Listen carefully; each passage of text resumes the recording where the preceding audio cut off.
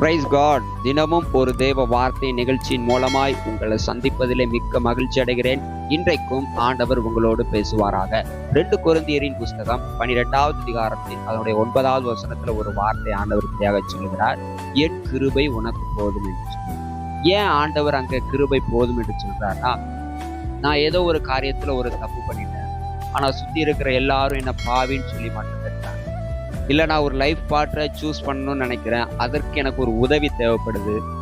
இல்லைனா ஒரு குடும்பத்தை உயர்த்துவதற்கு நான் பல முயற்சிகள் எடுக்கிறேன், பல பேர்கிட்ட ஆலோசனை கேட்குறேன், என்னுடைய எல்லா ஆலோசனையும் தோற்று போகுது.